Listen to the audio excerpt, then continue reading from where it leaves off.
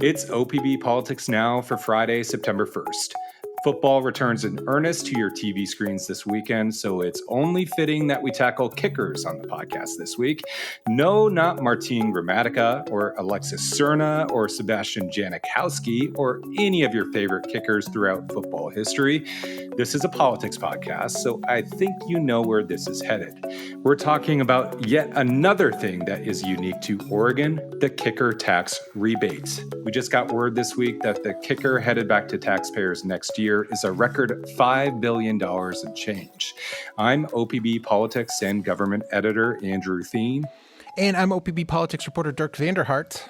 All right, Dirk. Oregonians love to be different, or at least feel different, whether it's our public beaches or pioneering bottle deposits or our seeming inability to pump our own gas. Is the kicker part of that weird legacy? Why is this still a thing? Actually, yeah, the kicker is absolutely one of those unique Oregon quirks. And actually, like a lot of the things you just mentioned, Andrew, it originated in the 70s. This was part of a massive tax relief package that lawmakers passed in 1979. And it's a little bit complex. Essentially, lawmakers set their 2-year budgets every other year based on revenue assumptions provided by state economists. Those forecasts can be pretty tricky to get right. And what the kicker says is that anytime tax revenues come in more than 2% above that assumption, the state has to give the money back to taxpayers. This started as a provision of state statute, but in 2000, the kicker was formally enshrined in the state constitution, where it lives in safety. It is really tricky to mess with things in the state constitution. How many kickers do we have, Dirk? And what are the differences between our various kickers? Right. There are 2 kickers. One deals with corporate taxes, and it used to be that whenever those came in higher than expected, businesses would get a refund. That actually changed in 2012 when voters decided that any extra money in corporate taxes should instead go to schools. The other kicker is the one most people think about, the one we're talking about today. That's the personal income tax kicker, but it's not just personal income taxes that come into play. Things like liquor taxes and tobacco taxes all have a hand in this. And when those come in more than 2% above expectations, as I said, the excess money goes back to Oregon taxpayers. This year, as you mentioned, the kicker is massive, by far the largest in Oregon history, $5.61 billion. $5.61 billion. That's a lot of cash. Is that all coming back to you and me, or do we have to share? Oh, Andrew, if only. The kicker is paid out as a percentage of the money taxpayers paid in income tax in a given year. So in this instance, we are told that the state took in so much unexpected money that Oregonians will receive roughly 45% of the income taxes they paid in 2022 coming back to them. Roughly half the income taxes people paid in 2022 are headed back their way in the form of a tax credit. Now, that is almost 3 times the last biggest kicker, which, by the way, went out last year. It's a big number. All right, Dirk, I'm turning 40 very soon, and that means I'm old enough to remember, I think, when we used to get an actual check in the mail from Salem, regardless of whether we were getting a refund on our taxes owed. Why did that stop? Well, first, happy early birthday. Thank you. The reason it stopped is basically that it was expensive. Actually, when the kicker first emerged in 79, refunds were delivered in the form of a tax credit like they are today. But that changed in 95 when lawmakers decided kicker payments should go out as a check. The state ultimately pulled back on that in 2011 because it cost a lot. It was roughly $1 million at the time in administrative costs to cut checks to people, as opposed to just doing this as a credit in tax returns. Okay, so this is OPB Politics Now.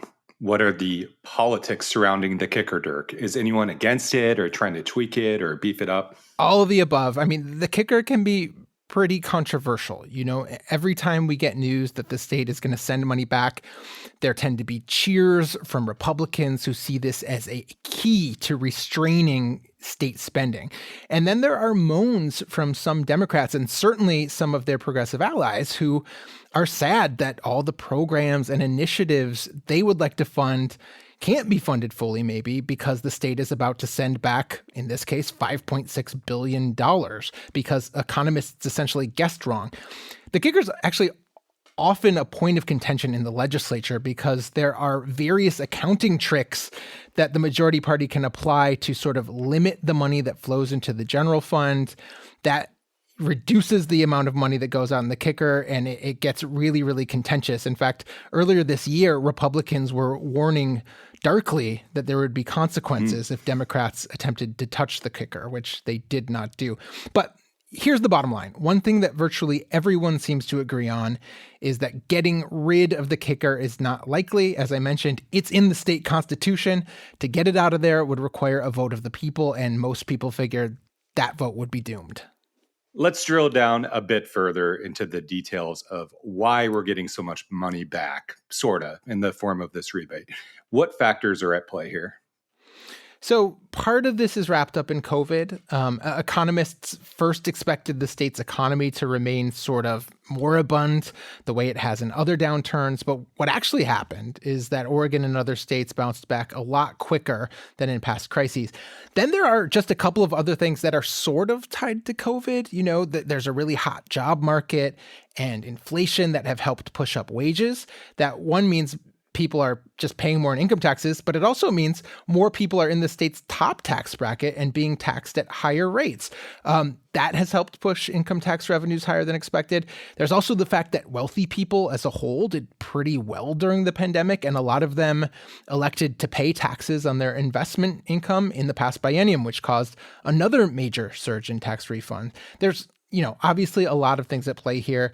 The basic point is that there have been some very dynamic trends in the state economy that were pretty hard to foresee, and economists far, far underguessed how much money the state would have to spend.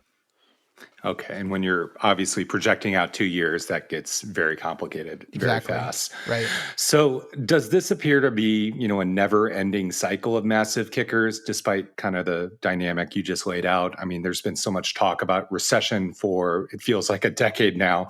Or are we at the end of the boom times when it comes to kickers?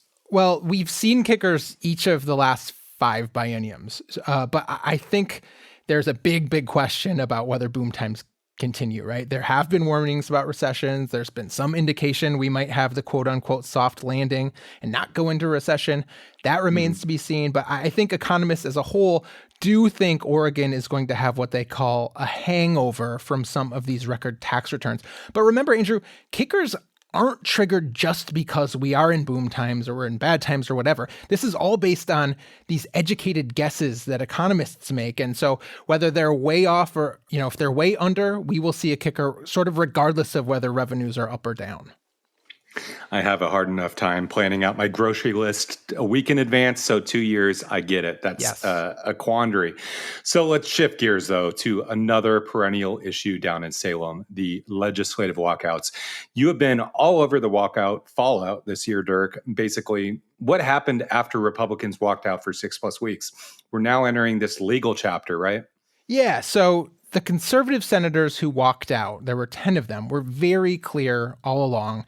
They saw an opportunity for legal challenges to Measure 13. And remember, that is the law that sought to end these walkouts by blocking lawmakers from seeking re-election if they have 10 or more unexcused absences. And the challenge that has been discussed is sort of on 2 fronts. One is actually just challenging the constitutionality of Measure 113 outright. The other is pressing the state to acknowledge that there was a drafting error in the language of the law that actually would enable these senators who walked out to seek another term before any consequences kick in. And it's that potential loophole that is now the subject of a lawsuit. 5 Republican senators sued Secretary of State LaVon Griffin-Valade last week. They're hoping to get a court to force the secretary to let them run for re-election. And they're pressing to have this matter go directly before the Oregon Supreme Court, before any other court, just sort of get it before the top judges in the state and have the question answered ASAP. Now, I know this question is going to have a lot of ifs here, but if the Supreme Court does weigh in, Dirk, can you lay out the various options? What might they decide? What could come after that politically? Yeah, so the court could side with Republicans who contend that regardless of what Democratic allies who backed Measure 113 intended, the language that voters actually inserted into the state constitution lets the GOP senators seek another term. That would be a pretty big blow to Democrats, sort of further proof that this measure was an ill-considered proposal. Obviously, it did not block walkouts like expected. Or the Supreme Court could side with Griffin Valade, who says that the actual intent of voters was very clear when they passed this measure, that they wanted lawmakers blocked from running for re-election right away. That's what was in all the literature about this measure. That's what they voted on. The state says that's the most important factor in how the law should be interpreted. If that happens, all 10 senators who walked out would be blocked from running for re-election. But we may well see another legal challenge, as I mentioned, this one on whether Measure 113 is constitutional. All right. Well, let's leave it there for today. This week's episode of OPB Politics Now was produced by Julie Sabatier, and our audio engineer is Stephen Cray. Our music comes from Audio Network. We'll be back next week with more political news from across the Pacific Northwest. Until then, you can find all of OPB's reporting at opb.org.